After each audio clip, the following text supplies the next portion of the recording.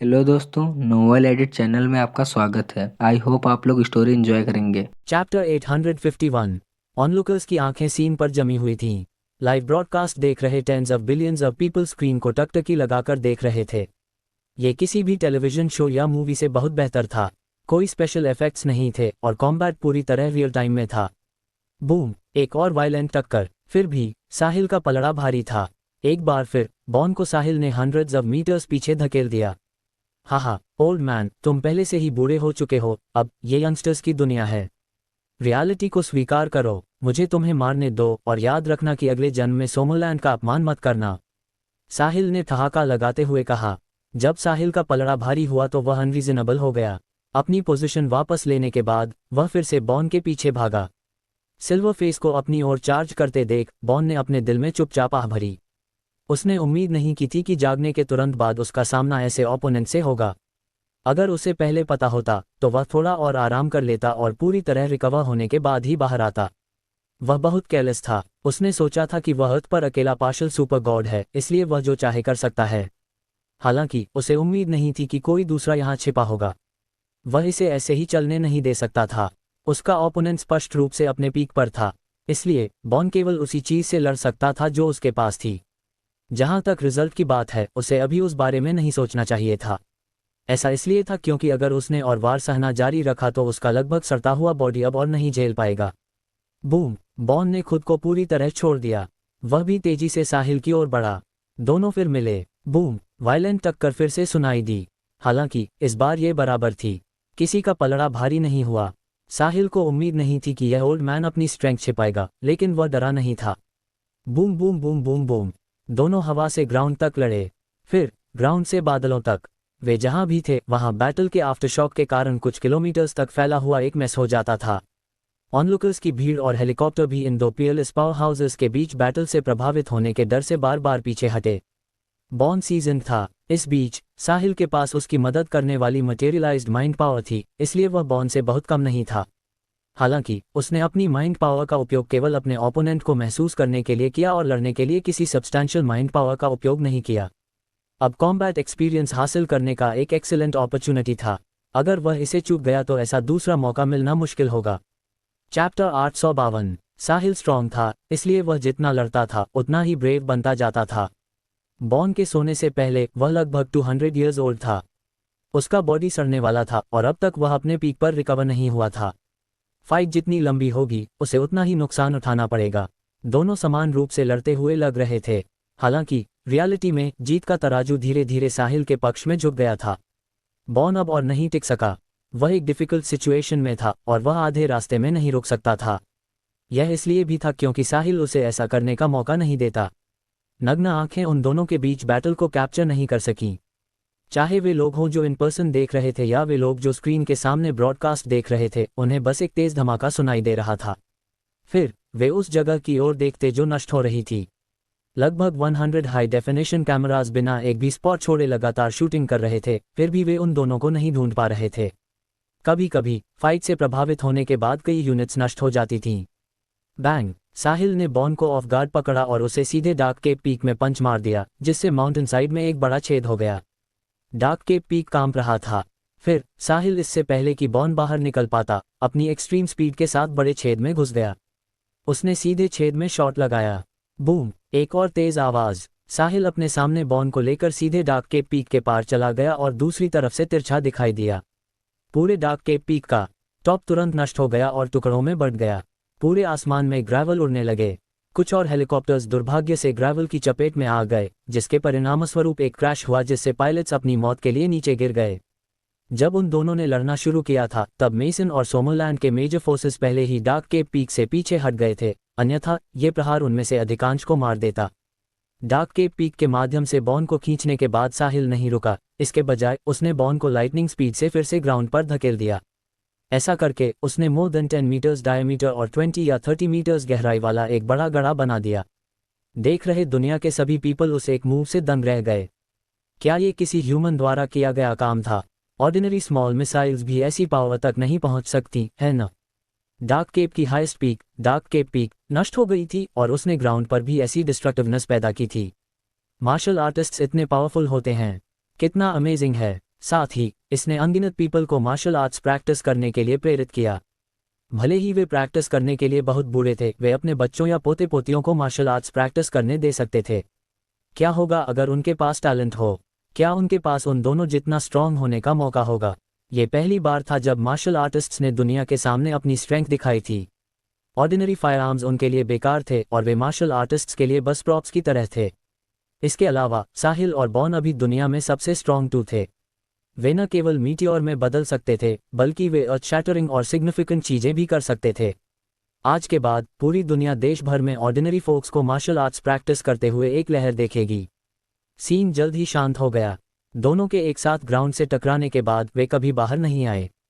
कुछ समय बाद ग्राउंड के बड़े छेद से एक फिगर उड़कर बाहर निकला और हवा में मंडराने लगा। जब सबने उधर देखा तो वह सिल्वर फेस नहीं, बल्कि एक दुबला पतला ओल्ड मैन था। जैसे ही बॉन हवा में मंडराया, वह लगभग नग्न था। उसके कपड़े इस लेवल के कॉम्बैट का सामना नहीं कर सके। उसके बॉडी पर विभिन्न घाव दिख रहे थे, कुछ इतने गहरे थे कि उसकी हड्डियां दिखाई दे रही थीं।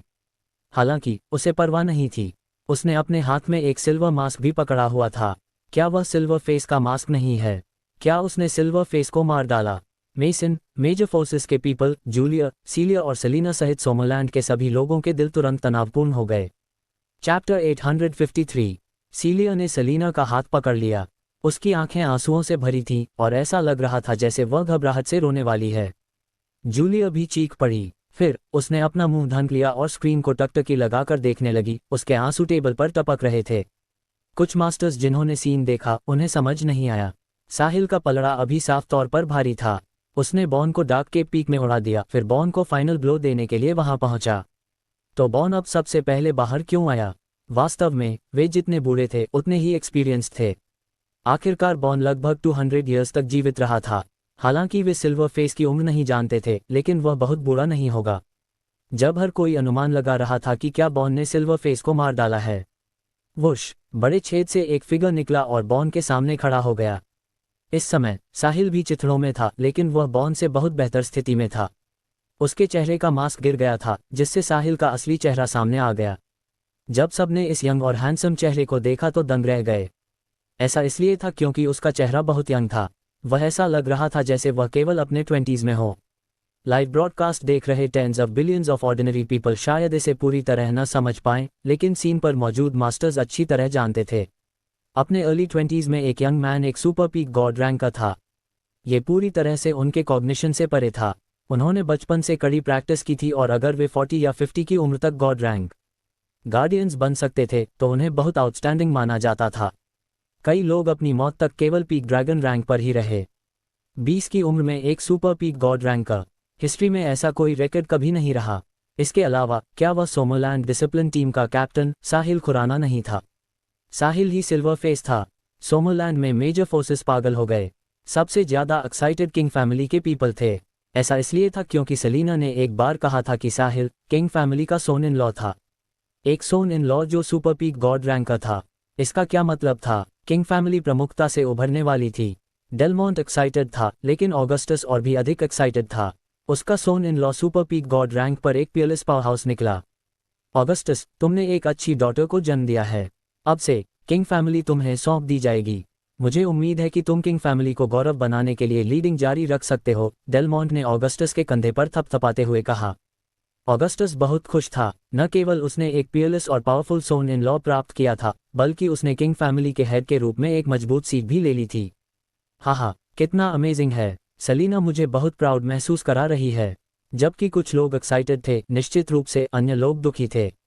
टेड, टेलर और क्रम्स के बाकी मेंबर्स दुखी थे। शुरुआत में साहिल ने सोमरलैंड में चोजन वंस के ग्रैंड इवेंट में सोमरलैंड के यंगर जनरेशन के बीच नंबर 1 का टाइटल जीता था।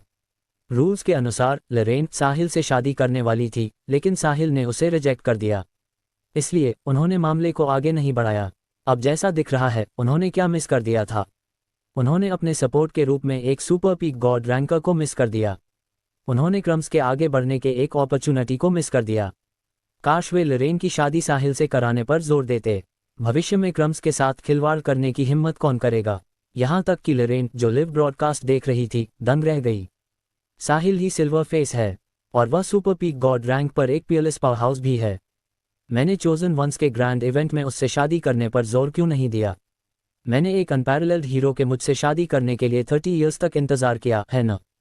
साहिल वह अनपैरेलल्ड हीरो था जिसका वह इंतजार कर रही थी, और केवल साहिल ही उसके लायक था।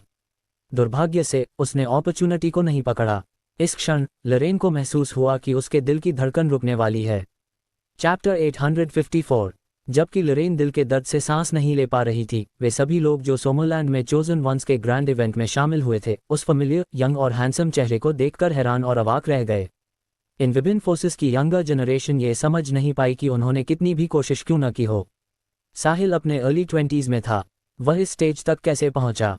उन्हें न केवल अब साहिल के अचीवमेंट्स की ओर देखने की ज़रूरत थी, यहाँ तक कि उनके एल्डर्स और एंसेस्टर्स जैसे लोगों को भी साहिल की ओर देखने की ज़रूरत थी। वे साहिल के समान उम्र के थे या उससे भी बड़े थे, फिर भी वे उससे माइल्स अवे थे। जिन लोगों ने साहिल के साथ इंटरैक्ट किया था या उससे दोस्ती की थी, वे चुपके से खुशी महसूस कर रहे थे। उदाहरण के लिए चार्ल्स, क्लिंटन, गोल्डी और उसके सिबलिंग्स सभी एक्साइटमेंट के साथ असंगत थे। आज के बाद साहिल की स्ट्रेंथ और स्टेटस के साथ उसका एक ही शब्द उनकी किस्मत बदल सकता है और उन्हें हमेशा के लिए फ़ायदा पहुंचा सकता है। बेशक सिल्वर जैसे लोग जो साहिल के साथ मतभेद रखते थे, छिपना चाहेंगे और साहिल को फिर कभी नहीं देखना चाहेंगे। सीलिया, सलीना और जूलिया को साहिल को सही सलामत देखकर अस्थायी रूप से राहत मिली। रियलिटी में सीलिया ने साहिल के स्टेटस और स्ट्रेंथ पर विशेष ध्यान नहीं दिया। उसे बस यही उम्मीद थी कि साहिल सेफ रहे। साहिल के बॉडी पर फटे कपड़ों को देखकर उसे अभी भी दुख महसूस हो रहा था। यह इतना इंटेंस बैटल और टक्कर थी। भले ही साहिल का पलड़ा भारी था और वह बॉन से बहुत बेहतर स्थिति में था, फिर भी वह घावों से ढका हुआ था। आखिरकार बॉन बहुत लंबे समय तक जीवित रहा था और एक्सपीरियंस्ड था। भले ही साहिल के पास उसकी सहायता के लिए माइंड पावर थी, वह बहुत यंग था और उसे लास्ट सेकंड में बरगलाया गया था। दोनों हवा में आमने सामने खड़े थे।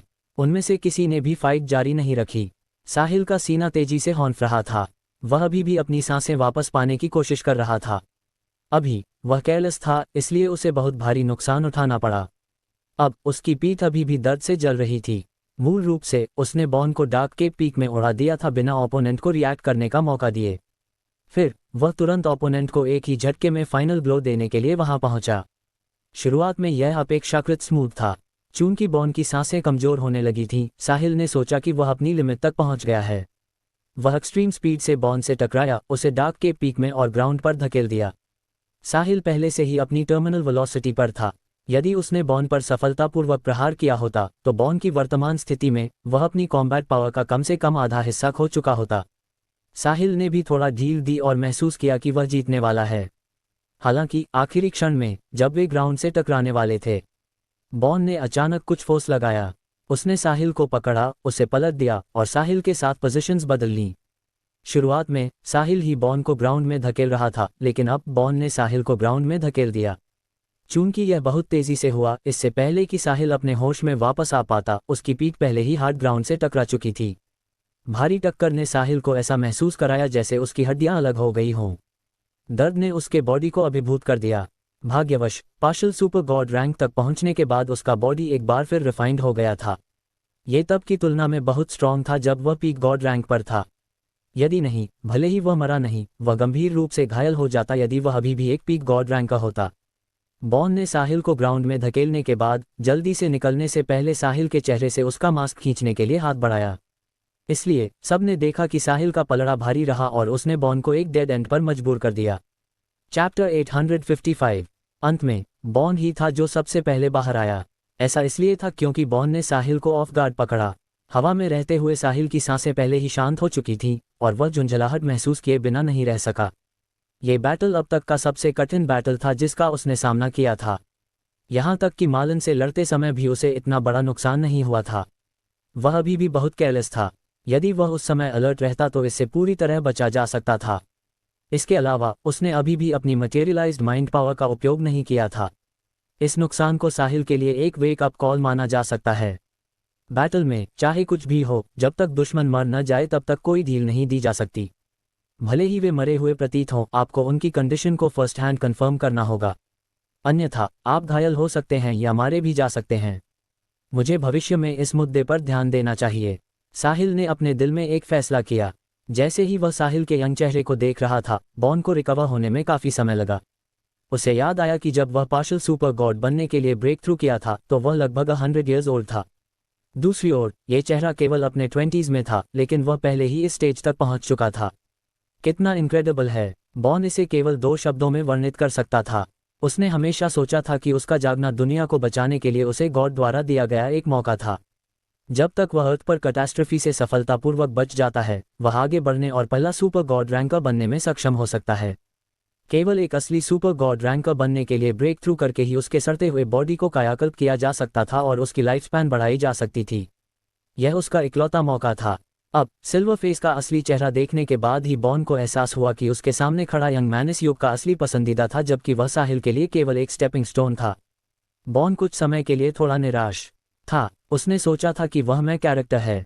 हालांकि जब असली मैं कैरेक्टर उसके सामने खड़ा हुआ तो उसे एहसास हुआ कि वह सिर्फ साइड एंटागनिस्ट था। ओल्ड मैन के लिए इस बड़े अंतर को स्वीकार करना मुश्किल था।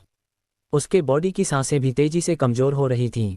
इस समय बॉन का फाइट जारी रखने का कोई इरादा नहीं था। वह जानता था कि अगर उसने जारी रखा तो भी यह व्यर्थ होगा। सिल्वर फेस अपने पीक पर था, इसलिए वह बहुत स्ट्रांग था। यहाँ तक कि बॉन द्वारा जानबूझकर अपनी ट्रू स्ट्रेंथ छिपाने और सिल्वर फेस को इतना भारी नुकसान पहुंचाने के बाद भी सिल्वर फेस बहुत कम समय में वापस आ गया। इस बीच बॉन सिर्फ एक मरता हुआ ओल्ड मैन था जिसका बॉडी सड़ने वाला था। वह अब अपने पीक पर नहीं था। अगर उसने सिल्वर फेस से लड़ना जारी रखा तो वह साहिल का ओपोनेंट नहीं होगा। सिल्वर फेस उसे यहीं मार भी सकता था। सिल्वर फेस, मुझे उम्मीद नहीं थी कि तुम इतनी कम उम्र में उस ऊंचाई तक पहुंच जाओगे जहां अनगिनत लोग अपने पूरे जीवन में नहीं पहुंच पाते। तुम जीत गए, मैं हार मानता हूं। भविष्य में क्रिस फैमिली तुम्हारे लिए काम करेगी और हम कभी भी एक भी शिकायत करने की हिम्मत नहीं करेंगे, बॉन ने आह भरते हुए कहा। लाइव स्ट्रीम देख रहे अनगिनत सोमरलैंडर्स ने खुशी मनानी शुरू कर दी। मेसन और उसके पीछे सोमरलैंड की फोर्सेज ने राहत की सांस ली। इस बीच सीलिया और सेलिना खुशी से रोने लगीं। जूलिया अपने दिल की एक्साइटमेंट को शांत करने के लिए अकेले ही हंसी और रोई। बॉन ने हार स्वीकार कर ली थी, इसलिए इसका मतलब था कि सोमरलैंड ने यह बैटल जीत लिया था। अब दुनिया सोमरलैंड के सामने झुक जाएगी।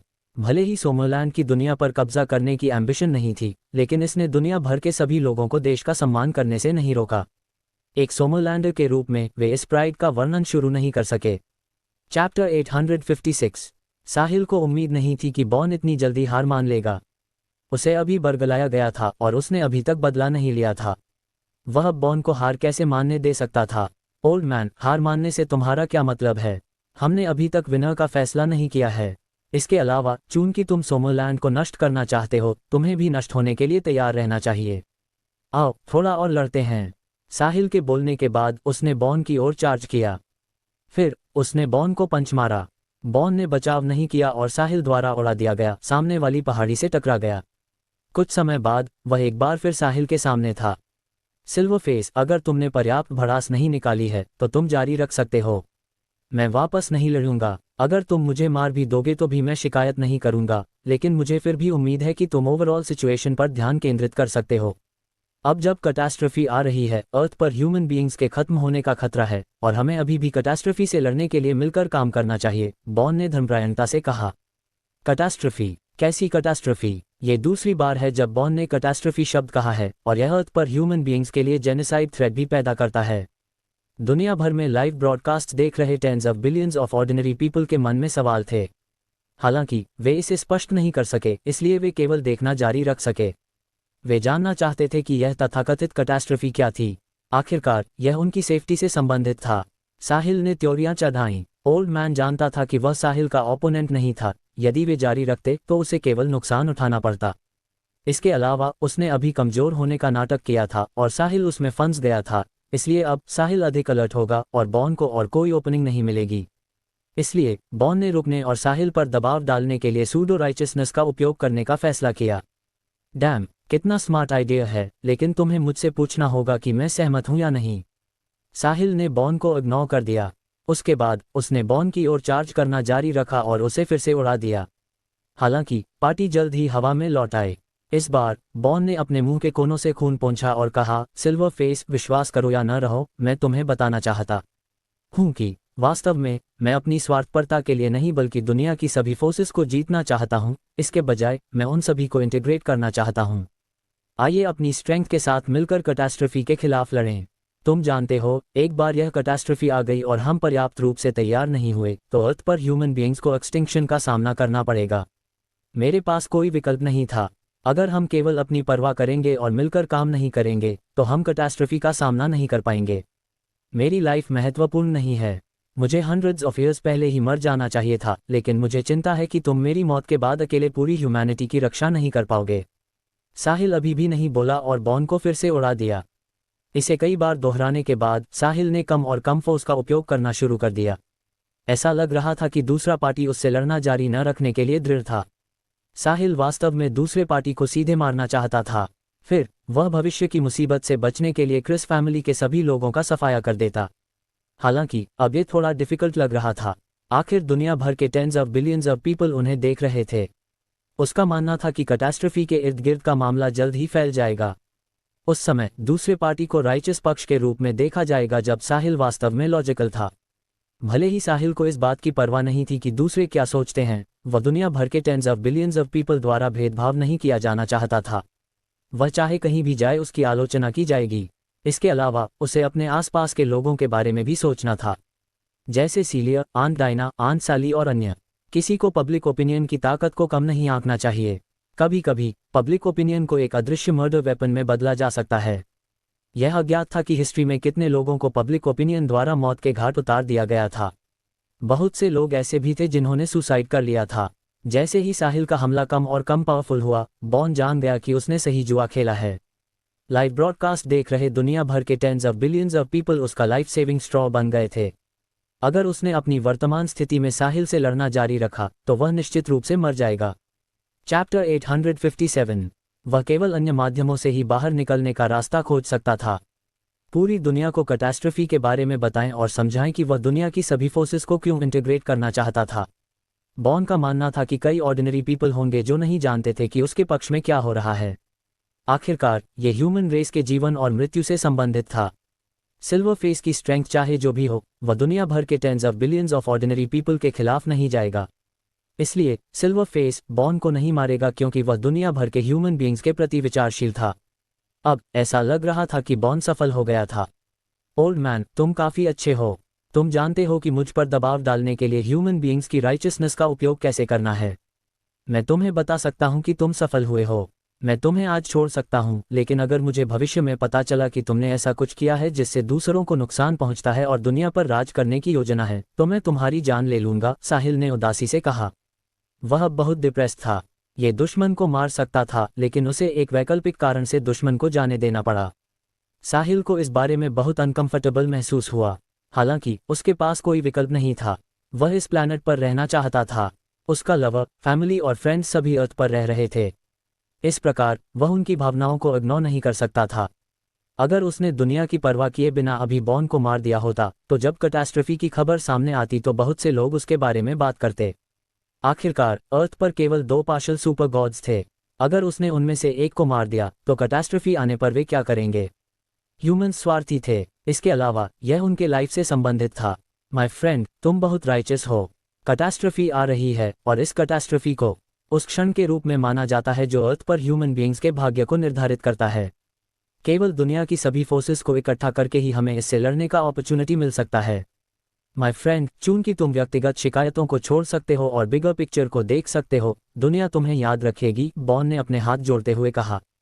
इसके तुरंत बाद उसने दुनिया भर के tens of billions of people से बात की जो लाइव ब्रॉडकास्ट देख रहे थे। चिंता न करें सब लोग, अब जब सिल्वर फेस और मैं यहाँ हैं, भले ही कैटास्ट्रॉफी आए, अगर हम सब की पावर को मिला दे तो हम इससे उबर सकते हैं। अब दुनिया भर में लाइव ब्रॉडकास्ट देख रहे tens of billions of people को अब इस बात की परवाह नहीं थी कि कौन जीता या कौन हारा। वे पूरी तरह से उस कैटास्ट्रॉफी की ओर खींचे चले गए जिसका बॉन ने उल्लेख किया था। बॉन ने कहा कि कैटास्ट्रॉफी दुनिया के सभी ह्यूमन बीइंग्स के जीवन को खतरे में डाल सकती है।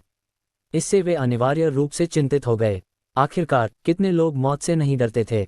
अगर वे जीवित रह सकते हैं तो कौन मरना चाहेगा? मेसन को भी बॉन के इरादे पता थे।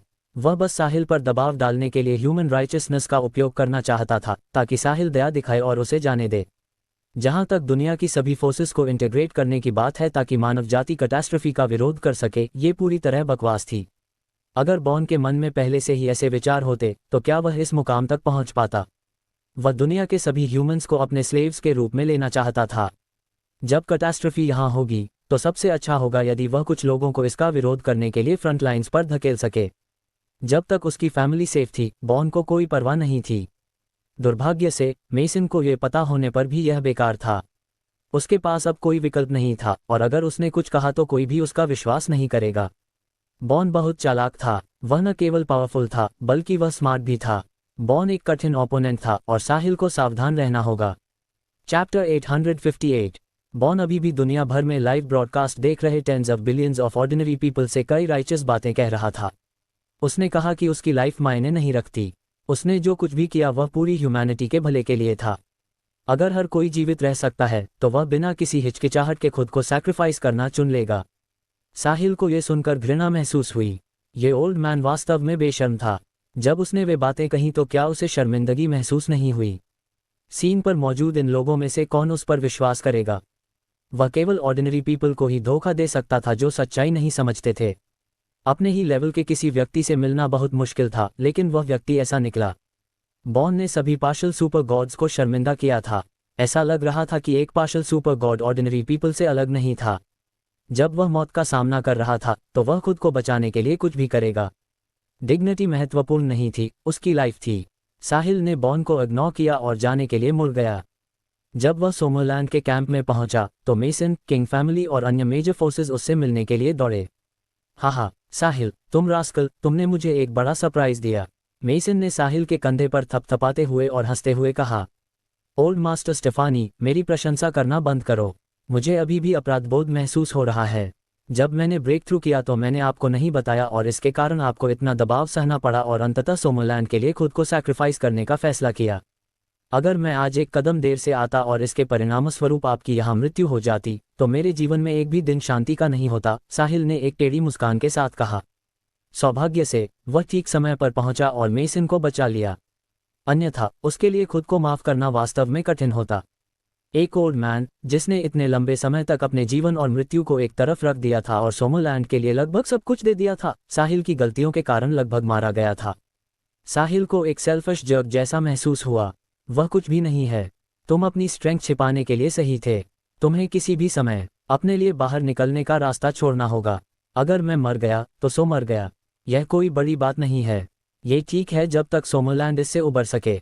मैं पहले मरने की हिम्मत नहीं करता था, लेकिन अब तुम बड़े हो गए हो। अगर मैं आज मर भी जाऊं तो मैं मुस्कुराते हुए मरूंगा, मेसन ने उदासीनता से कहा। मेसन ने पहले ही अपने जीवन और मृत्यु को स्वीकार कर लिया था। हालांकि उसने कदम दर कदम सोमरलैंड का नेतृत्व किया था जहां वह था और सोमरलैंड दुनिया के 2 महान एम्पायर में से एक बन गया था, फिर भी मेसन ने ढील देने की हिम्मत नहीं की। आखिरकार सोमरलैंड की हिस्ट्री बहुत कमजोर थी। इसके अलावा वे छिपे हुए फैमिलीज और सेक्ट्स पूरी तरह से सोमरलैंड का साथ नहीं देंगे। तो सोमरलैंड हमेशा खतरनाक रहा था। अगर मेसन गिर गया तो सोमरलैंड भी नष्ट हो जाएगा। हालांकि उन्हें अब चिंता करने की जरूरत नहीं थी। साहिल इस मुकाम तक पहुंच गया था, इसलिए सोमरलैंड अब किसी भी फोर्सेस से नहीं डरेगा। इसके अलावा साहिल अभी यंग था। वह कम से कम 100 ईयर्स तक सोमरलैंड को शेल्टर दे सकता था। नॉर्मल सिविलियंस के मार्शल आर्ट सीखने की वर्तमान लहर के तहत सोमरलैंड के लिए अपनी फाउंडेशन को मजबूत करने के लिए वफादार और भरोसेमंद एलीट्स का एक और जत्था तैयार करने के लिए 100 ईयर्स काफ़ी थे। ओल्ड मास्टर स्टेफानी, ऐसा मत कहिए। सोमरलैंड आपके बिना नहीं हो सकता। आप सोमरलैंड में सभी के स्पिरिचुअल पिलर हैं, लेकिन भविष्य में रफ, टायरिंग और डर्टी काम मुझ पर छोड़ दें। साहिल के बोलने के बाद उसने दूर क्रिस फैमिली और अन्य लोगों पर नजर डाली। ठीक है, हाँ, अब से मुझे यहाँ तुम्हारे होने से राहत मिलेगी, लेकिन तुम ढील नहीं दे सकते। कैटास्ट्रोफी कोई मजाक नहीं है, इसलिए तुम्हें कड़ी मेहनत करते रहना होगा। चिंता न करें ओल्ड मास्टर स्टेफानी, मैं समझता हूँ, साहिल ने जवाब दिया। साहिल और मेसन का बात करने का समय बहुत अच्छा रहा। कई अन्य मेजर फोर्सेस उनके पास पहुंचे, सभी साहिल से अपना परिचय देना चाहते थे। आखिरकार कौन एक PLS peak super God ranker के साथ अच्छे संबंध नहीं रखना चाहता था? मिस्टर साहिल, आप बहुत यंग और होनहार हैं। आप यंग पीपल के लिए एक ऐसे रोल मॉडल हैं। हाँ मिस्टर साहिल, आपने इतनी कम उम्र में इतने बड़े अचीवमेंट्स हासिल किए हैं। मैं वास्तव में उस सब के साथ आपकी प्रशंसा करता हूं जो मेरे पास है। अब से हम निश्चित रूप से आपको अपने एकमात्र गाइड के रूप में लेंगे और सोमरलैंड के डेवलपमेंट का पूरी तरह से समर्थन करेंगे। आखिरकार हम भी सोमरलैंड का एक हिस्सा हैं। हाँ, हम भी सोमरलैंड का एक हिस्सा हैं। डेलमोंट और ऑगस्टस भी साहिल की प्रशंसा करने के लिए उसके पास जाना चाहते थे जब उन्होंने देखा कि हर कोई साहिल की प्रशंसा करने जा रहा है। चैप्टर 859। हालांकि जब उन्हें याद आया कि साहिल सेलिना का हस्बैंड और किंग फैमिली का सोन इन लॉ था, तो उन्हें लगा कि यह थोड़ा आउट ऑफ द नॉर्म है क्योंकि वे साहिल के एल्डर्स थे।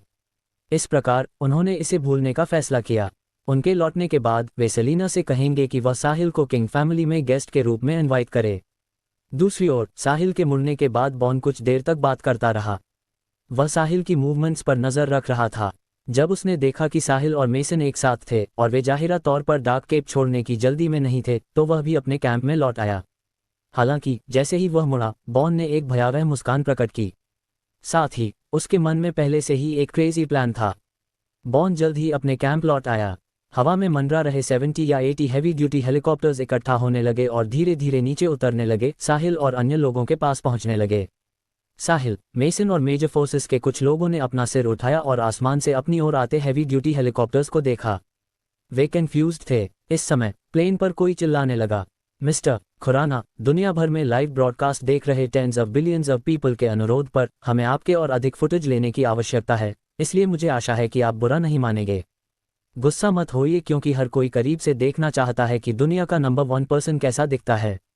आप बस अपने काम में लगे रहिए, हम जल्द ही चले जाएंगे। साहिल ने त्योरियां चढ़ाईं। वह मशहूर नहीं होना चाहता था और वह लाइमलाइट में नहीं रहना चाहता था। यही कारण था कि उसने हमेशा सिल्वर मास्क पहना था। हालांकि उसे उम्मीद नहीं थी कि आज मास्क उतर जाएगा। नतीजतन उसे अपना असली चेहरा दिखाना पड़ा।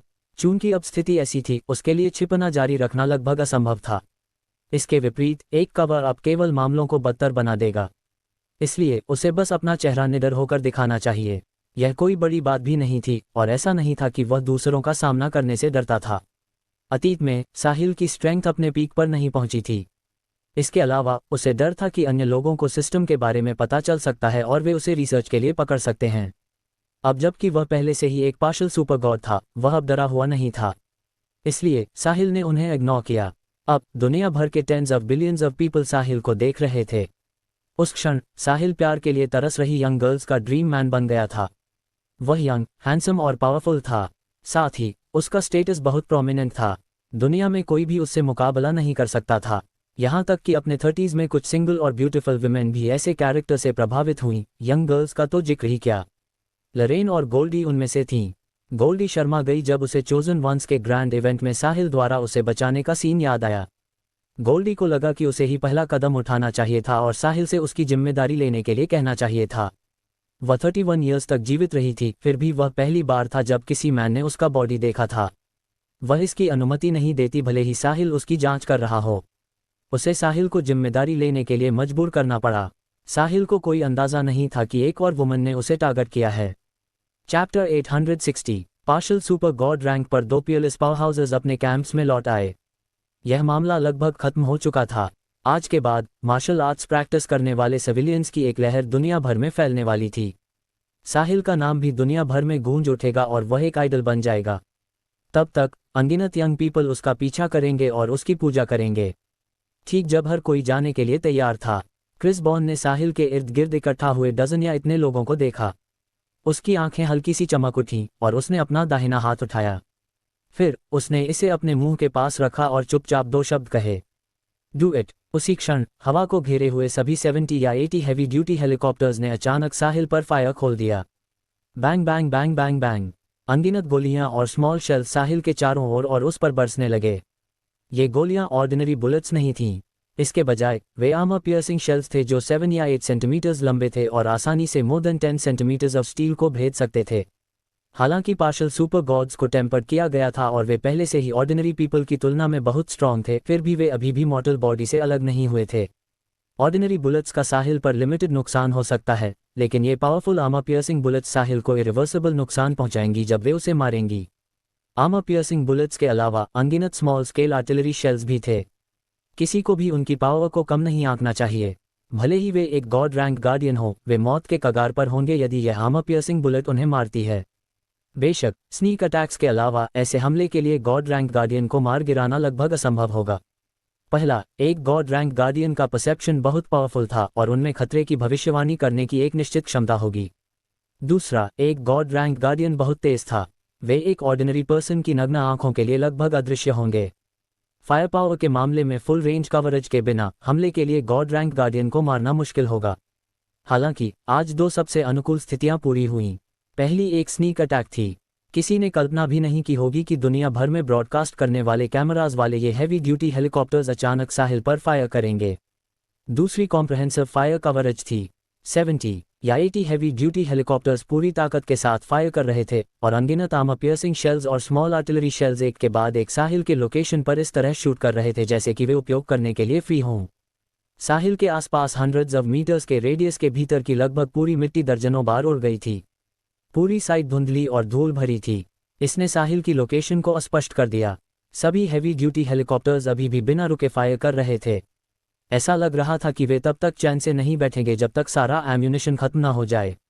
सीन पर मौजूद हर कोई और दुनिया भर में लाइव ब्रॉडकास्ट देख रहे tens of billions of people अचानक हुए बदलाव से दंग रह गए। लाइव ब्रॉडकास्ट देख रहे सभी लोगों ने अपना मुंह ढक लिया और सदमे में स्क्रीन को घूरने लगे। 10 सेकंड से अधिक समय के बाद कुछ लोग होश में आने लगे। मिस सेलिना, डी साहिल, ही सीलिया ने कांपती आवाज में पूछा। मत डरो सीलिया, साहिल एस स्ट्रॉन्ग है। हील बी फाइन, सेलिना ने भी कांपती आवाज में जवाब दिया। भले ही वह सीलिया को सांत्वना दे रही थी, लेकिन उसकी कांपती आवाज ने उसे धोखा दे दिया। साहिल अकेला नहीं था जिस पर हमला किया गया था। किंग फैमिली के पीपल भी प्रभावित हुए थे। उसके फादर और ग्रैंडफादर वहां थे। वे ठीक हो जाएंगे, वे निश्चित रूप से ठीक हो जाएंगे। साहिल बहुत स्ट्रांग था, इसलिए वह निश्चित रूप से सेलिना के ग्रैंडफादर और फादर की रक्षा कर सकता था। सेलिना ने खुद को बार बार सांत्वना दी, हालांकि उसकी आंखों से अभी भी आंसू गिर रहे थे। एक मार्शल आर्टिस्ट के रूप में वह जानती थी कि उसके ग्रैंडफादर, जो एक लेट गॉड रैंकर थे, शायद इस तरह के स्नीक अटैक में जीवित नहीं बच पाएंगे। उसके फादर की तो बात ही छोड़ दें। जहां तक साहिल की बात है, जब तक वह अभी भी मॉर्टल था, वह भी मर जाएगा। जूलिया का दिमाग सुन्न हो गया था। उसे नहीं पता था कि रियलिटी का सामना कैसे किया जाए। चैप्टर 861। उसने एक बार अपने ग्रेट ग्रैंडपा को ये कहते सुना था कि हालांकि एक पीक गॉड रैंकर वाइटैलिटी और फिजिक के मामले में ऑर्डिनरी पीपल से बहुत अधिक स्ट्रांग होता है, फिर भी वे ह्यूमन ही होते हैं। यदि वे नष्ट हो गए तो वे फिर भी मर जाएंगे। नहीं, ग्रेट ग्रैंडपा नहीं मरेंगे। साहिल भी नहीं मरेगा। वह बहुत पावरफुल है। वह निश्चित रूप से ग्रेट ग्रैंडपा की रक्षा करेगा। जूलिया के आंसू पागलों की तरह बहने लगे। समय मिनट दर मिनट बीतता गया। लोग धीरे धीरे होश में आने लगे। दुनिया भर में लाइव ब्रॉडकास्ट देख रहे अनगिनत लोग कोसने लगे। अभी अभी बॉन ने बहुत सारे हाई साउंडिंग और राइचस बयान दिए थे। उसने साहिल से बिगर पिक्चर पर ध्यान केंद्रित करने और उसे जाने देने के लिए कहा था, जिससे अधिकांश व्यूअर ने उस पर विश्वास कर लिया था। उन्होंने सोचा कि वह वास्तव में सभी के वेलबीइंग के प्रति विचारशील था। हालांकि बॉन जो कर रहा था, उसने उसके नैरो माइंडेड और स्टबन कैरेक्टर को दिखा दिया। यदि ऐसा व्यक्ति दुनिया को नियंत्रित करता तो क्या उनके पास कभी शांति का दिन होता?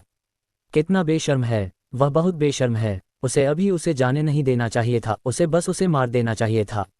उसे बस इस तरह मारना बहुत आसान होगा। उसे सभी टॉर्चर का अनुभव करने दिया जाना चाहिए और फिर 1000 कट्स के साथ काटा जाना चाहिए। ये ह्यूमन बीइंग्स के लिए ऐसा अपमान है कि इस तरह का डिस्पिकेबल विलन अभी भी जीवित है। गॉड ने उसे बस मार क्यों नहीं दिया? अनगिनत लोग बॉन को कोस रहे थे। हालांकि बॉन उन्हें नहीं सुन सकता था। भले ही वह सुन पाता, उसे परवाह नहीं होती।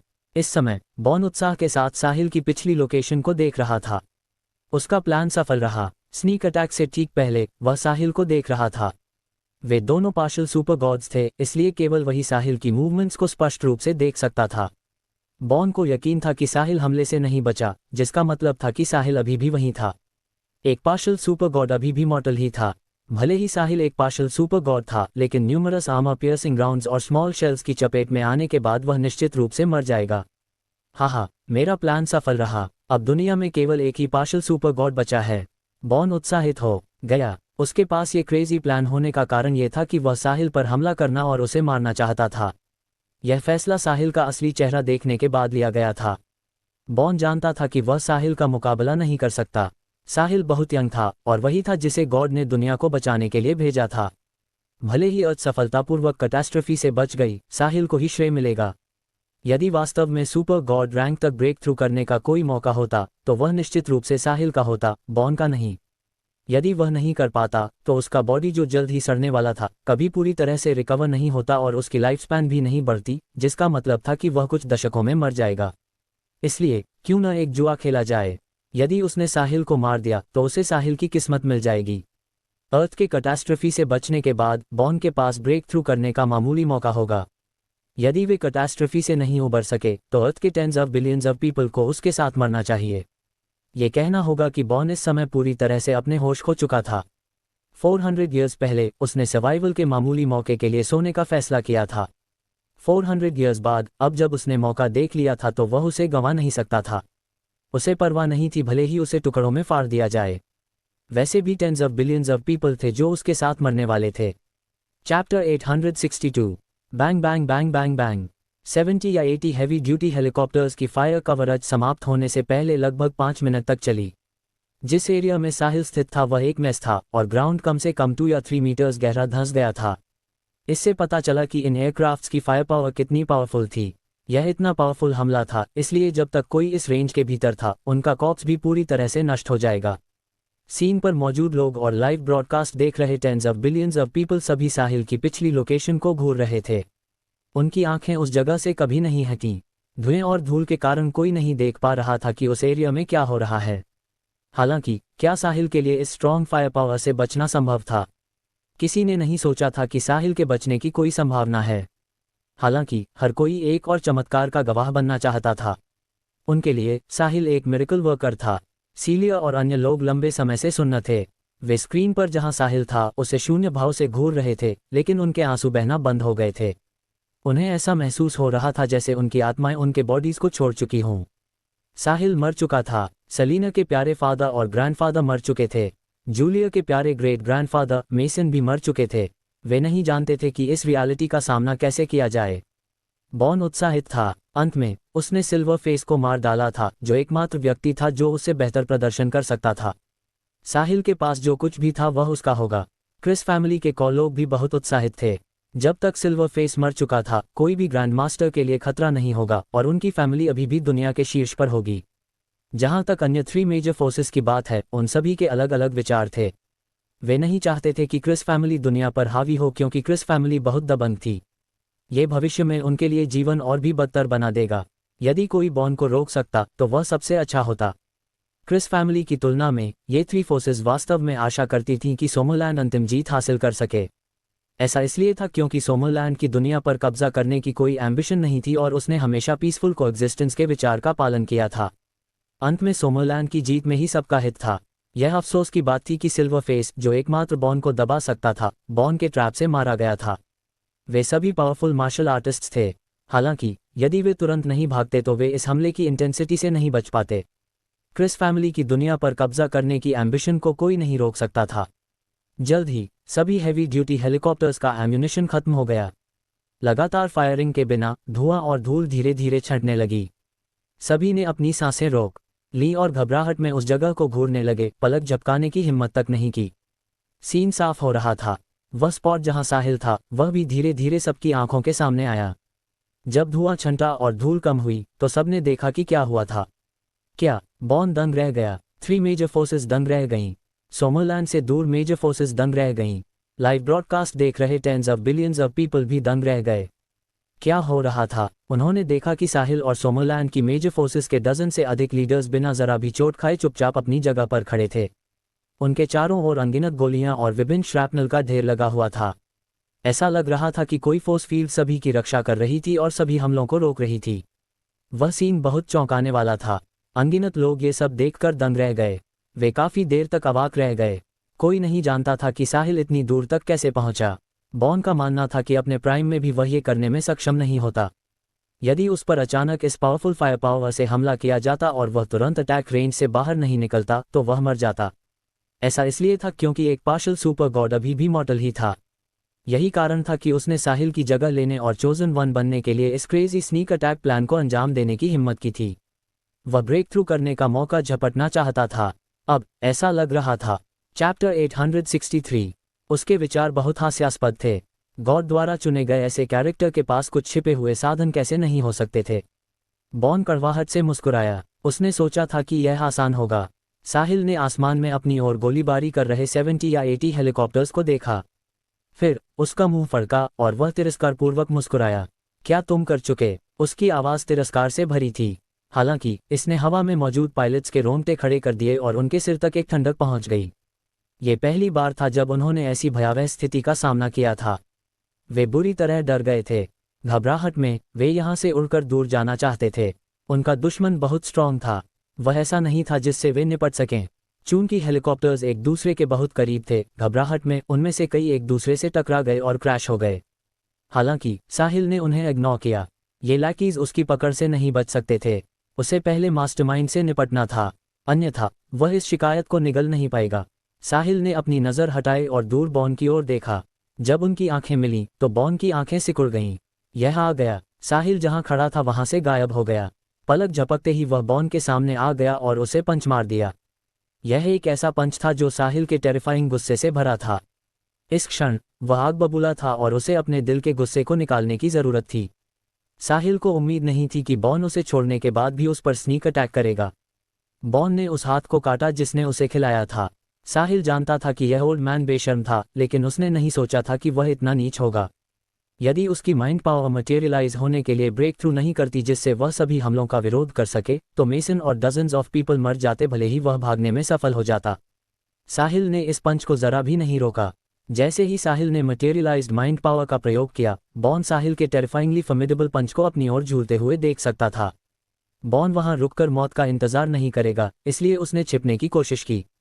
हालांकि क्या हो रहा है? मैं हिल नहीं सकता। बॉन तुरंत घबरा गया। उसे ऐसा महसूस हुआ जैसे उसे किसी चीज ने रोक रखा हो। क्या ये हो सकता है? क्या ये सिल्वर फेस की यूनिक टैक्टिक है? बॉन दूर जाने की पूरी कोशिश कर रहा था। इस क्षण साहिल का पंच पहले ही उसके बॉडी पर लग चुका था। बूम! पेफेफ्ट! साहिल ने बॉन को ग्राउंड पर पंच मार दिया। उसी समय बॉन ने खून की उल्टी की। चूंकि साहिल ने पंच से पहले बॉन को रोकने के लिए अपनी मटेरियलाइज्ड माइंड पावर का इस्तेमाल किया था, बॉन भाग नहीं सका और वह अपना बचाव भी नहीं कर सका। इसलिए इस पंच ने बॉन को मैसिव नुकसान पहुंचाया। नुकसान उससे कहीं अधिक महत्वपूर्ण था जब साहिल ने अपनी एक्सट्रीम स्पीड का उपयोग किया था। जल्द ही ग्राउंड पर एक ह्यूज पिट बन गया। बॉन के पीछे क्रिस फैमिली के कोर और 3 मेजर फोर्सेस के 3 मास्टर्स सभी इंटेंस आफ्टरमैथ के कारण उड़ गए। जो गॉड रैंक के आधे रास्ते पर थे वे तुरंत बेहोश हो गए। बिगिनर और मिड गॉड रैंकर्स गंभीर रूप से घायल हो गए। केवल लेट और पीक गॉड रैंकर्स ही थोड़े बेहतर स्थिति में थे और वे इसका विरोध कर सके। कोई देख सकता था कि पार्शल सुपर गॉड रैंक पर एक सुप्रीम पावर हाउस गुस्से से भरे पंच के साथ कितना बड़ा नुकसान पहुंचा सकता है। चैप्टर 864। बॉन को एक पंच से ग्राउंड पर गिराने के बाद साहिल नहीं रुका। इसके बजाय उसने अपनी मुट्ठी पीछे खींची और नीचे की ओर पंच मारना जारी रखा। थर्ड! एक और पंच बॉन को लगा। तुरंत बाद थर्ड। साहिल बॉन पर बैठ गया। मटेरियलाइज्ड माइंड पावर ने बॉन को बांध दिया, जिससे उसे उठने से रोक दिया गया। फिर साहिल ने बॉन को पंच मारना शुरू कर दिया। उसके सभी पंचेस बहुत पावरफुल थे और उसने जरा भी ढील नहीं दी। बॉन को तब तक मारा गया जब तक कि वह खून नहीं थूकने लगा। इसके अलावा उसकी अंतड़ियां भी चकनाचूर हो गई थीं। साहिल अपना गुस्सा निकालने के लिए सीधे इस डिस्पिकेबल और शेमलेस विलन को मारना चाहता था। साहिल के मन में अभी भी डर बना हुआ था जब उसने याद किया कि अभी क्या हुआ था। बैटल के बाद जब साहिल जाने के लिए मुड़ा तो वह सतर्क रहा और अपनी माइंड पावर जारी की। ये बॉन पर नजर रखने और उसकी रक्षा करने के लिए भी था। आखिरकार बॉन ने अभी उसे बरगलाया था और इसके परिणामस्वरूप उसे ह्यूज नुकसान उठाना पड़ा था। साहिल ने अपना सबक सीखा। जब तक दुश्मन मरा नहीं है तब तक कोई भी चाहे कुछ भी हो लापरवाह नहीं हो सकता। यह उसका अनुभव था। यकीनन उसकी सावधानी रंग लाए। बॉन इतनी आसानी से हार नहीं मानना चाहता था। साहिल ने पाया कि बॉन अपने कैंप में लौटने के बाद उसने चुपचाप अपनी कफ में एक वॉकी टॉकी छिपा लिया था। फिर उसने उसमें कुछ फुसफुसाया। बोलने के बाद 70 या 80 हेलीकॉप्टर साहिल के पास पहुंचे। उन्होंने कहा कि वे पब्लिक के अनुरोध के कारण साहिल की क्लोजअप फुटेज लेना चाहते हैं। साहिल तब जान गया था कि कुछ गलत है। हालांकि उसे उम्मीद नहीं थी कि दूसरा पार्टी उसे मारने के लिए हेलीकॉप्टर्स का इस्तेमाल करेगा। इस प्रकार वह और अधिक सतर्क हो गया। जब साहिल ने देखा कि बॉन अपनी कफ में छिपे वॉकी टॉकी को अपने मुंह के पास रख रहा है और कह रहा है डू इट, तो साहिल ने तेजी से प्रतिक्रिया दी। इस बिंदु पर वह भाग सकता था। अपनी स्पीड के साथ वह आसानी से निकल सकता था। हालांकि यदि वह चला गया तो मेसन और अन्य लोगों का क्या होगा? उन्होंने स्नीक अटैक के लिए कोई तैयारी नहीं की थी। यदि वह उन्हें इस समय बताता तो बहुत देर हो जाती और वे निश्चित रूप से मर जाते। साहिल ऐसा नहीं कर सकता था, इसलिए उसने अपनी सभी मटेरियलाइज्ड माइंड पावर को वापस बुलाया और उन डजन से अधिक लोगों की रक्षा के लिए एक इनविजिबल फोर्स फील्ड बनाया। साहिल ने कैपिटल सिटी से डार्क केप के रास्ते में मटेरियलाइज्ड माइंड पावर का परीक्षण किया था। फोर्स फील्ड हवा के साथ घर्षण के कारण होने वाले थाउजेंड्स ऑफ डिग्रीज के हाई टेम्परेचर्स के साथ एक्सट्रीम स्पीड पर भी नहीं जलेगा। साहिल को अपनी माइंड पावर पर बहुत भरोसा था। उसके ऐसा करने के बाद उन पर अनगिनत गोलियां और शेल्स बरसने लगे। उसकी मटेरियलाइज्ड माइंड पावर एक इनविजिबल प्रोटेक्टिव शील्ड की तरह थी, जिसने सभी गोलियों और शेल्स को बाहर रखा और उन्हें हिलने से रोक दिया। जहां तक मेसन और अन्य लोगों की बात है, वे ये देखकर अवाक रह गए। वे नहीं समझ पाए कि साहिल ने गोलियों और शेल्स को कैसे रोका। भले ही बाहर पूर्ण अराजकता थी, उन्हें जरा सा भी नुकसान नहीं पहुंचा था। उन्होंने इस तरीके के बारे में पहले कभी नहीं सुना था। इसने उनके कॉग्निशन को पूरी तरह से पार कर दिया था। उन्होंने सोचा था कि वे निश्चित रूप से मर जाएंगे, लेकिन अचानक साहिल ने उन्हें एक्स्ट्रॉर्डिनरी साधनों से बचा लिया। सुपर पीक गॉड रैंक पर एक पियरलेस पावर हाउस वास्तव में ऐसा व्यक्ति नहीं था जिसे वे समझ सकें। भाग्यवश साहिल ने अपनी माइंड पावर को मटेरियलाइज करने के लिए अपग्रेड कर लिया था। यदि नहीं, भले ही साहिल सुरक्षित रहता, मेसन और किंग फैमिली के लोग क्रिस फैमिली के डिस्पिकेबल साधनों से मर जाते। यह उसे क्रोधित कैसे नहीं करता। बॉन साहिल के हमलों का बिल्कुल भी मुकाबला नहीं कर सका। इसने लाइव ब्रॉडकास्ट देख रहे अनगिनत लोगों को भी उत्साहित कर दिया। साहिल उनके दिल का गुस्सा निकालने में उनकी मदद कर रहा था। बॉन ने उस हाथ को काटने के बाद सबका समर्थन खो दिया था जिसने उसे खिलाया था। अब कोई उस पर विश्वास नहीं करेगा। वे सभी चाहते थे कि साहिल उसे मार दे। जब सीलिया, सलीना, जूलिया और अन्य लोगों ने देखा कि साहिल और बाकी लोग अभी भी जीवित हैं, तो उनमें तुरंत जान आ गई। दो लोगों ने गले लगकर खुशी के आंसू बहाए। इस बीच जूलिया अकेले ही उत्साह के आंसू रोई, जबकि हर कोई अच्छे मूड में साहिल को बदला लेते हुए देख रहा था। चैप्टर 865। ब्रॉडकास्ट धीरे धीरे दूर जा रहा था। हेलीकॉप्टर्स द्वारा अपनी पोजीशंस एडजस्ट करने के बाद वे सभी सीन से भागने लगे। इस समय बॉन को सांस लेने में तकलीफ हो रही थी। उसका बॉडी कभी पूरी तरह से रिकवर नहीं हुआ था। एक्सट्रीम स्पीड पर साहिल के पहले प्रहार ने उसे पहले ही घायल कर दिया था। फिर बॉन ने सब कुछ इग्नोर किया और साहिल से लड़ा। इसलिए उसका बॉडी कमजोर और कमजोर होता जा रहा था। अभी उसे ग्राउंड पर दबाकर रखा गया था, जबकि साहिल उसे बार बार पीट रहा था। इस बीच साहिल अपनी पूरी स्ट्रेंथ का इस्तेमाल कर रहा था और जरा भी ढील नहीं दे रहा था। बॉन के लगभग सभी इंटरनल ऑर्गन्स चकनाचूर हो गए थे। यदि साहिल ने इस समय सोमोलैंड एंशिएंट ट्रेडिशनल मेडिसिन से बॉन का इलाज किया होता तो उसे बचाया जा सकता था। दुर्भाग्य से साहिल ऐसा नहीं करेगा, इसलिए बॉन केवल धीरे धीरे मरने का इंतजार कर सकता था। थर्ड, साहिल ने आखिरी बार बॉन के सीने पर पंच मारा। बॉन ने खून जैसी लाल आंखों से साहिल को घूरा। वह महसूस कर सकता था कि वह पागलों की तरह अपनी लाइफ फोर्स खो रहा था। उसने कुछ कहने के लिए अपना मुंह खोला, लेकिन खून निकलता रहा, इसलिए उसे बोलने का कोई मौका ही नहीं मिला। इस बिंदु पर साहिल खड़ा हो गया और ग्राउंड पर पड़े बॉन को इग्नोर कर दिया। ऐसा इसलिए था क्योंकि बॉन मर रहा था और एक हाईली स्किल्ड फिजिशियन के रूप में साहिल जानता था कि बॉन के पास अब ज्यादा समय नहीं है। उसने आसमान में मौजूद उस हेलीकॉप्टर की ओर देखा जिसने अभी उस पर हमला किया था। अभी वे फैल गए थे और इस अराजक जगह से भागने वाले थे। साहिल नापाक तरीके से मुस्कुराया। तुम भागना चाहते हो? हेलीकॉप्टर्स में मौजूद पायलट्स भी साहिल को देख रहे थे। जब उन्होंने साहिल को अचानक खड़ा होते और उनकी ओर नापाक तरीके से मुस्कुराते देखा तो वे डर से कांप उठे। वे और भी तेजी से भागना चाहते थे, लेकिन साहिल आसमान में उड़ गया। कुछ देर बाद बूम बूम बूम आसमान में आतिशबाजी दिखाई दी। बाकी हेलीकॉप्टर्स एक के बाद एक आसमान में फट गए और अपनी आखिरी बूंद तक की वैल्यू दी। जब आखिरी हेलीकॉप्टर फटा तो ग्लोबल लाइव ब्रॉडकास्ट समाप्त हो गया। हालांकि अनगिनत लोगों ने काफी देर तक स्क्रीन की ओर देखा और फिर भी उबर नहीं पाए। पूरा सोमोलैंड तुरंत खुशी के समंदर में बदल गया। सड़कों पर अनगिनत लोग जश्न मनाने लगे। इस बिंदु पर साहिल बॉन के पास लौटा, लेकिन बॉन अभी भी सांस ले रहा था। साहिल ने सोचा कि पार्शियल सुपर गॉड की वाइटैलिटी बहुत स्ट्रांग थी। बॉन के इंटरनल ऑर्गन्स सब चकनाचूर हो गए थे, लेकिन वह इतने समय बाद भी जीवित था। यदि वह एक ऑर्डिनरी पर्सन होता तो उसे ऐसा नुकसान पहुंचने पर वह तुरंत मर जाता। साहिल ने आफ्टरमैथ से पलटे हुए लोगों की ओर देखा और कहा, मुझे आप थ्री फोर्सेस को जवाबदेह ठहराने की जरूरत नहीं है। आखिरकार आप दबाव में थे, लेकिन क्रिस फैमिली के लोगों को अपनी एम्बिशंस की कीमत चुकानी होगी। जो कोई भी सोमोलैंड को पार करने की हिम्मत करेगा उसे सजा मिलनी चाहिए। अन्य थ्री मेजर फोर्सेस के लोगों ने एक दूसरे की ओर देखा। सिर हिलाने के बाद उन्होंने तुरंत अपने आसपास क्रिस फैमिली के लोगों पर हमला कर दिया। थ्री मेजर फोर्सेस के पीक गॉड रैंकर्स ने एक साथ हमला किया। क्रिस फैमिली के पीक गॉड रैंकर को घेर लिया। एक के बाद एक चीखें सुनाई देने लगीं। साहिल लापरवाही से मुड़ा। उन्हें आपस में लड़ने दो। उसका मानना था कि थ्री फोर्सेस समझ जाएंगी कि उसने क्या कहा। अगर वे जीवित रहना चाहते हैं तो उन्हें क्रिस फैमिली के मेंबर्स की जान के साथ अपनी जान का सौदा करना चाहिए। जब बॉन ने अपनी फैमिली की चीखें सुनी तो उसे बहुत पछतावा हुआ। उसके जागने का कारण क्रिस फैमिली को वापस गौरव की ओर ले जाना था। हालांकि उसे उम्मीद नहीं थी कि यह उसकी फैमिली के विनाश को तेज कर देगा। उसने अपने एंसेस्टर्स को निराश किया था। उसी पल बॉन की सांसें रुक गईं और वह मर गया। पार्शल सुपर गॉड रैंक पर एक सुप्रीम पावर हाउस का जीवन यहाँ समाप्त हो गया, क्रिस फैमिली के अनगिनत लोगों के साथ। चैप्टर 866। बॉन और क्रिस फैमिली के कॉसिनियर्स की देखभाल करने के बाद साहिल ने सोमरलैंड वापस जाने से पहले मेसन और सोमरलैंड की फोर्सेस के प्रमुखों के साथ कुछ शिष्टाचार का आदान प्रदान किया। वह जानता था कि जब सीलिया ने उसे लाइव स्ट्रीम पर देखा होगा तो वह बहुत डर गई होगी, इसलिए उसे जल्द से जल्द वापस पहुंचना था। साहिल मेसन और बाकी लोगों के साथ प्लेन नहीं लेना चाहता था। ये बहुत धीमा था, अगर वह अकेला होता तो ये तेज होता। भीड़ को अलविदा कहने के बाद साहिल सीधे आसमान में उड़ गया, प्रकाश की एक किरण में बदल गया और सोमरलैंड कैपिटल सिटी की ओर तेजी से निकल गया। साहिल की जाती हुई आकृति को देखते हुए मेसन और अन्य लेट गॉड रैंकर्स ने एक दूसरे की ओर देखा और एक कड़वी मुस्कान के साथ अपने सिर हिलाए। वे साहिल की बराबरी करने के लिए बहुत पीछे नहीं थे। उन्हें कोई अंदाजा नहीं था कि उसने कैसे प्रशिक्षण लिया।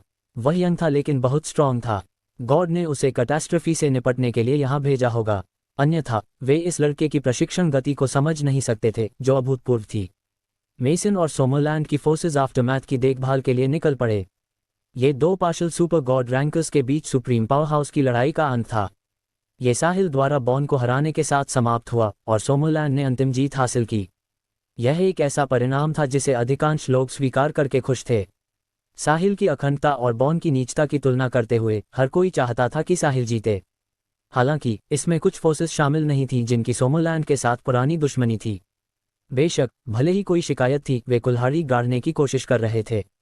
यहाँ तक कि हरन फैमिली जो दशकों से सोमरलैंड के साथ उलझी हुई थी, सोमरलैंड के साथ अपने संबंधों को सुधारने और क्षमा प्राप्त करने के लिए वह सब कुछ कर रही थी जो वह कर सकती थी। अन्यथा उनके पास विशाल दुनिया में कोई जगह नहीं थी। साहिल जल्द ही सोमरलैंड कैपिटल सिटी लौट आया और सीधे सीलिया के घर के सामने उतरा। जैसे ही उसने दरवाज़ा खोला, किसी ने उसे कसकर गले लगा लिया और सिसकने लगा। साहिल को सीलिया की जानी पहचानी खुशबू आए और उसने सांत्वना दी, गुड गर्ल, मत रो, मैं ठीक रहूंगा। साहिल, मुझसे वादा करो कि तुम फिर कभी ऐसा खतरनाक काम नहीं करोगे, सीलिया ने सिसकते हुए कहा। ठीक है, मैं वादा करता हूं कि मैं अपना पूरा ख्याल रखूंगा। तुम्हें अपनी बात रखनी होगी। मुझे नहीं पता कि मैं तुम्हारे बिना क्या करूंगी। सेलिना सीलिया के पीछे खड़ी थी और चुपचाप दोनों को एक दूसरे को गले लगाते हुए देख रही थी। वह भी साहिल को गले लगाना चाहती थी और उसे बताना चाहती थी कि उसकी बाहों में लेटकर वह कितनी चिंतित थी। दुर्भाग्य से उनके रिश्ते ने अभी तक सेलिना को ऐसा करने की अनुमति नहीं दी थी। सीलिया को पकड़े हुए साहिल ने ऊपर देखा और एक और आंसुओं वाला चेहरा देखा। सेलिना सामान्य से भी अधिक आकर्षक लग रही थी। खूबसूरत चेहरे पर आंखें लाल और धुंधली थीं क्योंकि वह भी अभी रोई थी। उसके खूबसूरत चेहरे पर आंसुओं के निशान भी थे। इससे उसका दिल और टूट गया। साहिल, मेरे ग्रैंडफादर और फादर को बचाने के लिए तुम्हारा शुक्रिया, सेलिना ने कहा। इसका जिक्र मत कीजिए मिस सेलिना, ये कुछ भी नहीं है, साहिल ने जवाब दिया। यह आपके लिए कुछ भी नहीं हो सकता है, लेकिन किंग फैमिली के लिए यह एक ह्यूज फेवर है।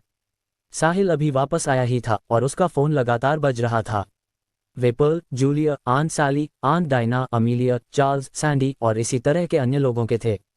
साहिल के करीब रहने वाले या उसका फ़ोन नंबर रखने वाले किसी भी व्यक्ति ने कॉल किया। उसके व्हाट्सएप का तो जिक्र ही क्या, अनगिनत व्हाट्सएप ग्रुप्स ने साहिल को कुछ कहने के लिए टैग किया। ग्लोबल लाइव स्ट्रीम बहुत प्रभावशाली थी। इसने अनगिनत लोगों को मार्शल आर्टिस्ट्स और साहिल की स्ट्रेंथ का गवाह बनने में सक्षम बनाया। 70 से 80 हैवी हेलीकॉप्टर्स की पावरफुल फायर पावर भी साहिल को चोट नहीं पहुंचा सकी। यह एक औसत व्यक्ति जो समझ सकता था उससे कहीं परे था। ये टीवी या फिल्मों में उनके द्वारा देखी गई चीज़ों से कहीं अधिक डरावना था। Night time, chapter 867। सीलिया कम पैसिव हो गई। ऐसा लग रहा था कि आज की साहिल की घटना ने उसे डरा दिया है। यह अफसोस की बात थी कि वह केवल एक कमज़ोर ऑर्डिनरी पर्सन थी। उसकी फिजिकल कंडीशन स्पष्ट थी। साहिल, क्या यह अनकंफर्टेबल है? सीलिया ने कमजोरी से पूछा। ऐसा कैसे हो सकता है?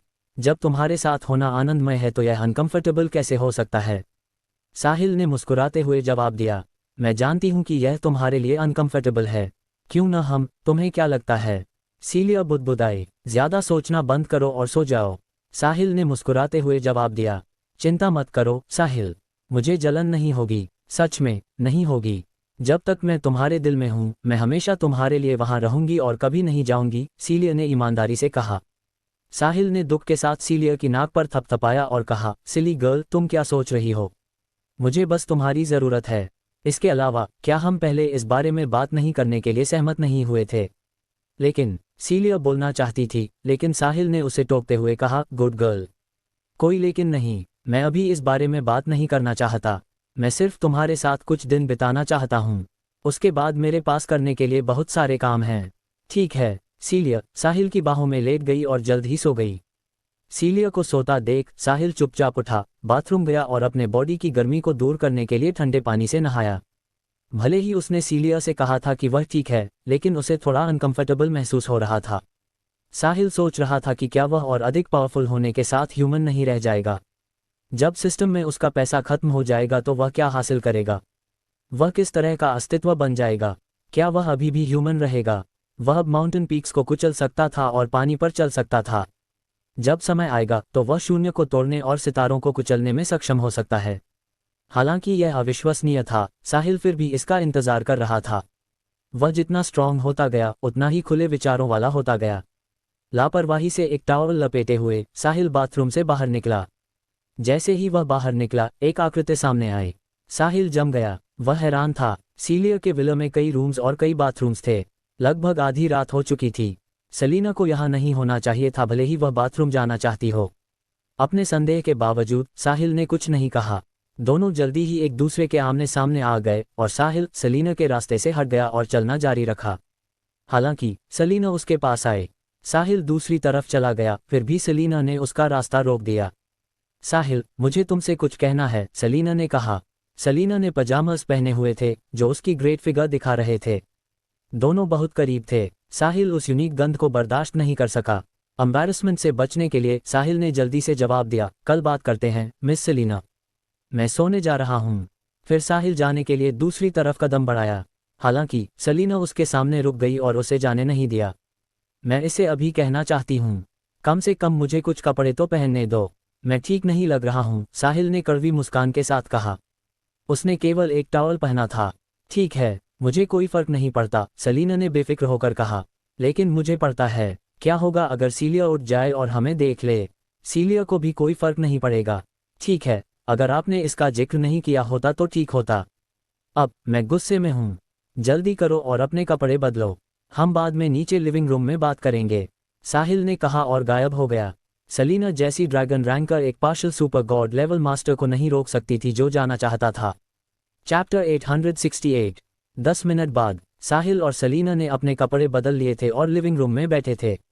क्या बात है, कहो, साहिल ने कहा। साहिल, मैं तुमसे माफ़ी मांगना चाहती हूँ, सलीना ने माफ़ी मांगते हुए कहा। किस बात की माफ़ी? मुझे सीलिया को मार्शल आर्टिस्ट्स और कैटास्ट्रफी के बारे में नहीं बताना चाहिए था। ठीक है, चलो इस बारे में बात नहीं करते हैं। भले ही तुमने उसे नहीं बताया होता, उसे देर सबेर ग्लोबल लाइव स्ट्रीम के बारे में पता चलने ही वाला था। मैं बस यही चाहता हूँ कि तुम सीलिया के साथ अच्छी रहो। वह सच में तुम्हें अपनी बहन मानती है।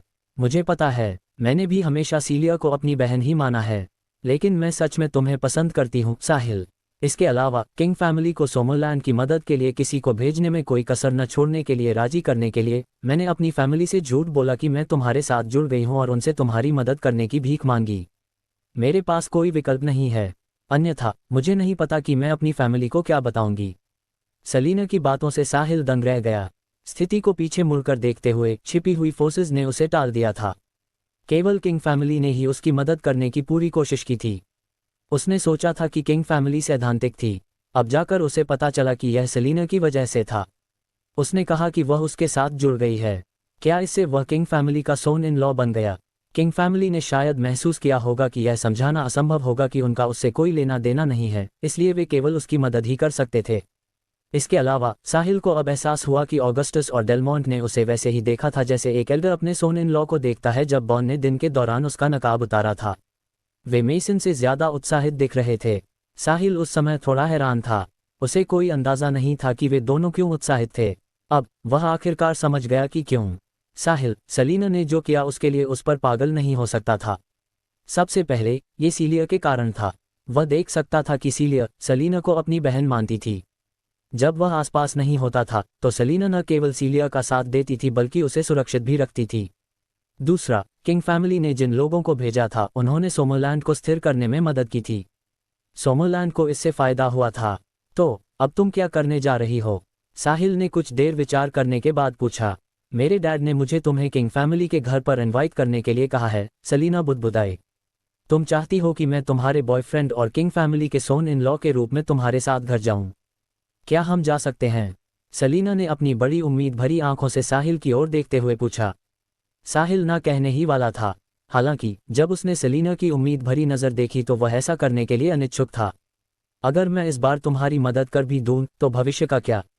झूठ देर सबेर उजागर हो ही जाएगा, साहिल ने आह भरते हुए कहा। तो तुम सहमत हो? सेलिना ने तुरंत खुशी से पूछा। भविष्य का क्या? हम भविष्य के बारे में बाद में बात करेंगे और कैटास्ट्रॉफी आ रही है। हम ये भी नहीं जानते कि हम इससे बच पाएंगे या नहीं। इसके अलावा क्या तुमने सीलिया को नहीं बताया था कि तुम कैटास्ट्रॉफी के बाद हमारे बारे में सोचोगे? सेलिना ने अपनी बड़ी खूबसूरत आंखें झपकाते हुए कहा। साहिल केवल ये स्वीकार कर सकता था कि सेलिना की रणनीति सही थी। सीलिया से शुरुआत करना वैसा ही था जैसे कोई लड़का अपनी मदर इन लॉ से शुरुआत करता है जब वह गर्लफ्रेंड की तलाश में होता है। जब ये काम करता है तो यह चमत्कार कर देता है। इस प्रकार साहिल किसी समय सेलिना के साथ वापस जाने के लिए सहमत हो गया। हालांकि इसमें कुछ समय लगेगा। सेलिना स्वीकार करके बहुत खुश थी। जब तक साहिल सहमत था इससे कोई फर्क नहीं पड़ता था कि उसे कितना इंतजार करना पड़ा। उसे सबसे ज्यादा डर इस बात का था कि साहिल मना कर देगा और उसे मौका नहीं देगा। अगले कुछ दिनों में साहिल को प्रसिद्धि का स्वाद मिल गया। उसकी लोकप्रियता अपने शिखर पर पहुंच गई थी। दुनिया भर के tens of billions of people ने लाइव स्ट्रीम देखी थी और उसका चेहरा स्पष्ट रूप से याद रखा था। साहिल अब जहां भी जाता पहचाना जाता था। चैप्टर 869। वह हमेशा तुरंत लोगों की भीड़ से घिर जाता था। ये केवल सोमरलैंड में ही नहीं बल्कि दुनिया में हर जगह था। साहिल पूरी दुनिया में एक आइकॉन बन गया था। यहाँ तक कि मशहूर गायकों और मूवी स्टार्स को भी उसके लिए एक तरफ हटना पड़ा। कोई भी साहिल जितना लोकप्रिय नहीं था। अगर कोई सार्वजनिक रूप से साहिल के बारे में बुरा बोलने की हिम्मत करता तो तुरंत आक्रोश फैल जाता और यहाँ तक कि लड़ाई भी हो जाती। साहिल केवल घर पर ही रह सकता था और कहीं नहीं जा सकता था। अगर वह थोड़ी भीड़ वाली जगह पर जाता तो वह लोगों से घिर जाता। वे उससे फोटोज, ऑटोग्राफ्स और कॉन्टैक्ट इन्फॉर्मेशन मांगते। अक्सर वे उसके डिसाइपल बनना चाहते थे। साहिल दूसरों को नहीं सिखा सकता था। वह खुद अभी भी एक एमेचर था। वह केवल सिस्टम के कारण ही आज जहां था वहां पहुंचा था। ये भी पता चला था कि साहिल ईस्ट लीग कैपिटल्स के पीछे का मालिक था। साहिल ने इस खुलासे की योजना बनाई थी। वह अब दुनिया का सबसे स्ट्रॉन्ग आदमी था। हालांकि कैटास्ट्रॉफी अभी भी सिर पर लटकी तलवार थी। ये किसी भी क्षण गिर सकती थी। वह अभी ढील नहीं दे सकता था। अब जब साहिल अपनी वर्तमान स्ट्रेंथ तक पहुंच गया था उसे जिम्मेदारी लेनी थी। ईस्ट लीग कैपिटल्स के पीछे के मालिक की पुष्टि ने उनकी प्रतिष्ठा को आसमान पर पहुंचा दिया। ईस्ट लीग कैपिटल से संपर्क करने के लिए कई कंपनियां उनके पास उमड़ पड़ीं। वे किसी भी प्रस्ताव को स्वीकार कर लेते चाहे वह कितना भी कठोर क्यों न हो, बस ईस्ट लीग कैपिटल्स के साथ काम करने के लिए। कई कंपनियां तो अपनी शेयर्स का 1/3 हिस्सा मुफ्त में ईस्ट लीग कैपिटल्स को देने की पेशकश करती यदि वे मांगते। ये सिर्फ इसलिए था ताकि वे साहिल के संपर्क में आ सकें। ईस्ट लीग कैपिटल्स एक निष्पक्ष साझेदारी के लिए प्रतिबद्ध था। लगभग हमेशा पार्टनर को ही ज्यादा फायदा होता था। आखिरकार साहिल का लक्ष्य पैसा कमाना नहीं बल्कि उसे खर्च करना था। साहिल की जीत से भी बहुत से लोग खुश हुए। अगर बॉन्ड जीता होता तो पूरी दुनिया क्रिस फैमिली की दादागिरी से जूझती। ईस्ट लीग कैपिटल्स ने तेजी से विस्तार करना शुरू कर दिया। इसके अलावा वे लागत की परवाह किए बिना दुनिया भर में शाखाएं बना रहे थे। साहिल उस हर किसी में निवेश करेगा जो ईस्ट लीग कैपिटल्स तक पहुंचेगा। उसने और भी ज्यादा भुगतान किया। इससे लोगों पर ईस्ट लीग कैपिटल्स का बेहतर प्रभाव पड़ा। केवल एक सप्ताह में ईस्ट लीग कैपिटल्स ने हजारों कंपनियों में निवेश किया था और सूची बढ़ती ही गई। साहिल के लैविश पॉइंट्स भी इतिहास में पहली बार आसमान छू गए थे। साहिल इसकी वृद्धि की गति देखकर हैरान था। सीलिया के साथ एक सप्ताह से अधिक समय बिताने के बाद साहिल ने चुपचाप जाने की योजना बनाई। वह सबसे पहले आंट सैली और आंट डायना से मिलने साउथ रिवर प्रोविंस लौटा। फिर उसे पर्ल से मिलना था। वह इस दौरान सबसे व्यस्त व्यक्ति रही थी। साहिल ने उससे कहा कि वह इतनी कड़ी मेहनत न करे और सब कुछ अपने स्टाफ पर छोड़ दे, लेकिन पर्ल ने ऐसा करने से मना कर दिया। उसने शायद सोचा था कि यही एकमात्र तरीका है जिससे वह साहिल की मदद कर सकती है। यही उसे मूल्यवान बनाता था। अगर वह अपना मूल्य खो देती तो वह साहिल के साथ खड़े होने के योग्य कैसे होती। चैप्टर 870। ग्लोबल लाइव स्ट्रीम ने साहिल को पर्दे के पीछे से मीडिया के सामने ला दिया था, जहां उसे अनगिनत लोगों द्वारा पहचाना गया और वह कई किशोरों का आइडल बन गया। ऑर्डिनरी पीपल ने पहली बार देखा कि मार्शल आर्टिस्ट्स कितने स्ट्रांग हो सकते हैं। वे न केवल हवा में स्वतंत्र रूप से उड़ सकते थे, बल्कि वे गोलियों के लिए भी अभेद्य थे। यहाँ तक कि आर्मर पियर्सिंग बुलेट्स और स्मॉल आर्टिलरी जैसे भारी हथियार भी उन्हें चोट नहीं पहुंचा सकते थे। यह अद्भुत था। अनगिनत लोग ईर्ष्या कर रहे थे। वे चाहते थे कि वे भी वैसे ही हों। हालांकि अगर साहिल के पास विकल्प होता तो वह मशहूर न होना पसंद करता। साहिल ने सोचा कि लो प्रोफाइल रखना ही सही तरीका है। चुपचाप महान काम करना बेहतर था। दुर्भाग्य से ये साहिल के हाथ में नहीं था, इसलिए वह केवल इसे स्वीकार कर सका। मशहूर होने से साहिल को कोई फायदा नहीं हुआ। इसके बजाय इसने उसके लिए बहुत सारी मुसीबतें पैदा की थीं और उसे कई प्रतिबंध दिए थे। वह जहां भी जाता उसे सावधान रहना पड़ता था। उसे पहचाने जाने का डर सताता था। साहिल अगले कुछ दिनों में खाली नहीं बैठा था। उसने सभी फोर्सेस से कैटास्ट्रफी के बारे में सुराग जुटाने को कहा था। हालांकि उन्हें जो परिणाम मिला उसने साहिल को निराश कर दिया। इसमें कोई सार नहीं था। दूसरे शब्दों में, उन्हें घटना, वह समय सीमा जिसमें ये घटित हुई और नाम के अलावा कुछ भी नहीं पता था। साहिल ने तो यहाँ तक सोचा कि क्या प्राचीन काल के लोग कोई मजाक कर रहे थे। हालांकि फोर्सेस कैटास्ट्रफी में विश्वास करती थीं। यह न केवल हिस्ट्री में दर्ज था, बल्कि एंसेस्ट्रल टीचिंग्स में भी था, जो पीढ़ी दर पीढ़ी चली आ रही थीं। इस प्रकार साहिल केवल खुद को यह विश्वास करने के लिए मजबूर कर सका कि कैटास्ट्रफी का अस्तित्व था। कैटास्ट्रफी का विवरण जाने बिना वह विस्तृत योजनाएं नहीं बना सकता था। साहिल केवल खुद को जल्द से जल्द सुधार सकता था और अपना सर्वश्रेष्ठ प्रयास कर सकता था। भाग्यवश ईस्ट लीग कैपिटल्स का डेवलपमेंट भी पूरे जोरों पर था, जिससे साहिल को पर्याप्त लैविश पॉइंट्स मिल रहे थे। साहिल के लिए यही एकमात्र सांत्वना थी। लड़ाई के लगभग आधे महीने बाद जब साहिल चुपचाप साउथ रिवर प्रोविंस के साउथ रिवर सिटी लौटा, साहिल धीरे धीरे एक कल्ट फिगर बनता जा रहा था, लेकिन वह अंदर से वही व्यक्ति था। वह नहीं चाहता था कि उसके दोस्त और रिश्तेदार यह सोचें कि वह बदल गया है और दूर हो गया है। इसलिए उसने उन लोगों से मिलने का फैसला किया जिनके वह करीब था। कम से कम इससे ये स्पष्ट हो जाएगा कि वह उस तरह का व्यक्ति नहीं था। साउथ रिवर सिटी पहुंचने के बाद साहिल सबसे पहले आंट साली, आंट डायना और उनके परिवारों से मिला। आंट साली और आंट डायना के अलावा, जो साहिल से बात करने और उसे सलाह देने में सक्षम थी, उसके अन्य चाचा, चाची और चचेरे भाई साहिल से बात करने की हिम्मत नहीं कर पाए। वे उसे नाराज करने से डरते थे। आखिरकार साहिल ने लाइव स्ट्रीम पर बिना किसी हिचकिचाहट के लोगों को मार डाला था। हालांकि उसने जिन लोगों को मारा वे विलन थे, फिर भी वे डरे हुए थे। दोस्तों, अगर आपको यह वीडियो पसंद आई है तो वीडियो को लाइक करें और नेक्स्ट पार्ट के लिए कमेंट कर देना और नोवेल एडिट चैनल को सब्सक्राइब कर लेना। Thank you.